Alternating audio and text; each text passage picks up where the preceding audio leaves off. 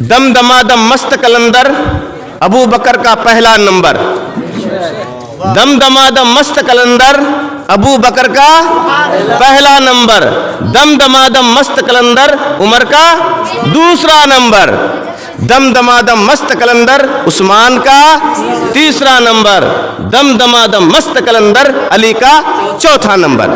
जिस महफिल का नाम सहाबाए किराम की अज़मत, सहाबाए किराम की इज़्ज़त की तरफ और उनके एहतराम की तरफ निस्बत की गई है, इसीलिए जिस तरीके से हम और आप नारा लगाते हैं, नारे गौसियत, नारे रिसालत या नारे तकबीर, तो इसी तरीके से हम और आपको भी नारा लगाना चाहिए। जो मैं लगाऊंगा वो हर एक को लगाना पड़ेगा। नारे तकबीर, नारे रिसालत, अज़मते सहाबा, एहतराम सहाबा, इज़्ज़त सहाबा, हर सहाबिये नबी जन्नती जन्नती, हर सहाबिये नबी, हर सहाबिये नबी। तो अज़ीज़ान मोहतरम, इस नारा लगाने की ज़रूरत क्यों पेश आती है? इसीलिए कि बहुत सारे लोग सहाबाए किराम के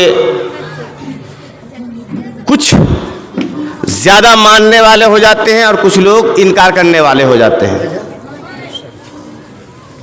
पहली बात यह है कि हज़रत अली की मोहब्बत में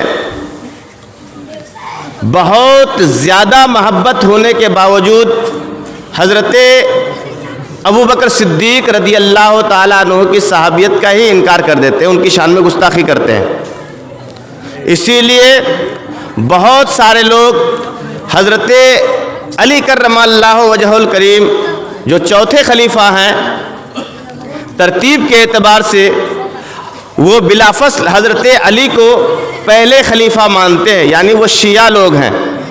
इसीलिए अहले सुन्नत वल जमात का मौक़िफ़ यह है कि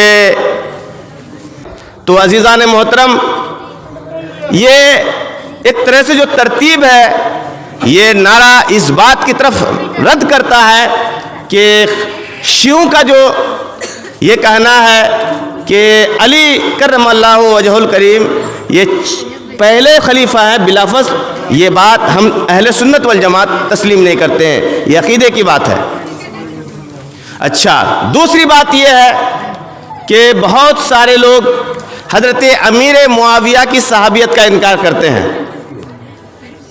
जो यजीद पलीद के बाप हैं, लेकिन हज़रत अमीर मुआविया की सहाबियत का इनकार करते हैं, जबकि अल्लाह के नबी सल्लल्लाहु ताला अलैहि वसल्लम के ये सहाबी हैं और साथ ही साथ कुरान करीम के लिखने वाले भी हैं, जिसे कातिब वही कहते हैं। तो अल्लाह के नबी सल्लल्लाहु ताला अलैहि वसल्लम के बारे में अल्लाह के नबी सल्लल्लाहु ताला अलैहि वसल्लम ने सहाबा के बारे में फरमाया है, अस्हाबी कन्नुजूम बिअय्यिहिम इक्तदैतुम इह्तदैतुम, मेरे सहाबा सितारों के मानिंद है, तुम में से जिसकी भी इक्तदा करोगे, पैरवी करोगे, मानोगे, तुम कामयाब हो जाओगे।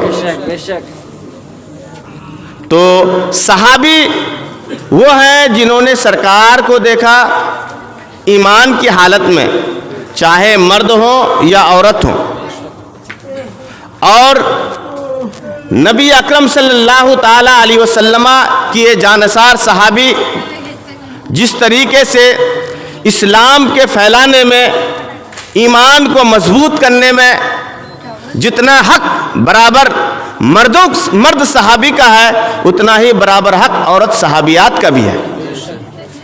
और मैंने जिस आयत करीमा की तिलावत की है, अल्लाह का कुरान कहता है, कुरान करीम इरशाद फरमाता है, अन्नबिय्यु औला बिल मुमिनीना मिन अनफुसिहिम व अज़वाजुहु उम्महातुहुम, कि नबी ये मोमिनों से की जानों से भी ज़्यादा करीब हैं, मोमिनों की जान से भी ज़्यादा महबूब और अजीज़ हैं, और उनकी बीवियाँ ان کی ازواج مطہرات یہ مومنوں کی مائیں ہیں۔ تو عزیزان محترم، نبی اکرم صلی اللہ تعالی علیہ وسلم کی 9 شادیاں ہوئی اور 2 باندی سے آپ نے شادی کی، کل ملا کر آپ نے 11 شادیاں کی۔ لیکن قربان جائیے اس عقیدے پر نبی اکرم صلی اللہ تعالی علیہ وسلم نے سب سے پہلے جس عورت سے شادی فرمائی 25 سال کی جوانی میں، 25 سال کی جوانی میں جس عورت سے شادی فرمائی وہ 40 سالہ خاتون، وہ 40 سالہ عورت حضرت خدیجۃ الکبریٰ رضی اللہ تعالیٰ عنہا۔ اور نبی اکرم صلی اللہ تعالی علیہ وسلم کی جتنی بھی اولادیں ہیں سوائے حضرت ابراہیم رضی اللہ تعالیٰ عنہ کے، جتنی بھی اولاد ہیں وہ سب کے سب حضرت خدیجۃ الکبریٰ کے بطن مبارک سے ہیں، یعنی انہی سے ہیں۔ اور حضرت ابراہیم رضی اللہ تعالیٰ عنہ یہ حضرت ماریہ قبطیہ جو باندی تھی ان سے ہے۔ لیکن آپ ذرا غور کیجئے، اور آج کے اس دور میں ایک بہت بڑا المیہ ہے بال وواہ، یعنی چھوٹی بچی سے شادی کرنا۔ یہ نان مسلم کی طرف سے ہمارے اوپر ایک الزام لگایا جاتا ہے، نبی کی عظمت کی طرف ٹھیس پہنچائی جاتی ہے۔ حضرت عائشہ صدیقہ رضی اللہ تعالیٰ عنہا کی گستاخیاں کرتے ہیں کہ نبی اکرم صلی اللہ تعالیٰ علیہ وسلم نے 50 سال کی عمر میں ایک 11 سالہ بچی سے آپ نے شادی کی۔ ہاں یہ بات سچ ہے کہ آپ نے 50 سال کی عمر میں ایک 11 سالہ یا 14 سالہ یا 18 سالہ یعنی 18 سال کی بچی سے آپ نے شادی کی، یہ بات سچ ہے۔ لیکن اس میں کیا حکمت ہے وہ ان کو سمجھ میں نہیں آئے گی۔ اس حکمت کو آپ سمجھیے، بات ختم کر دوں گا۔ حکمت اس میں یہ ہے کہ دین اسلام کو پھیلانا یہ نبی اکرم صلی اللہ تعالی علیہ وسلم کا بنیادی فریضہ تھا، اور نبی اکرم صلی اللہ تعالی علیہ وسلم نے جتنی بھی شادیاں کی، یا تو وہ شادیاں کی جو عورتوں کو طلاق دے دیا ہو کسی نے، یا ان عورتوں سے آپ نے شادی کی جن کے شوہر کا انتقال ہو گیا ہو۔ لیکن یہ خصوصیت صرف حضرت عائشہ صدیقہ کی ہے کہ آپ نے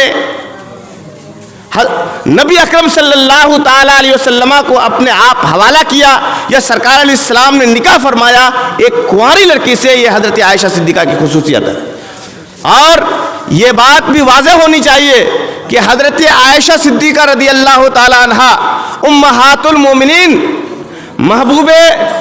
محبوب خدا صلی اللہ تعالی علیہ وسلم ہے،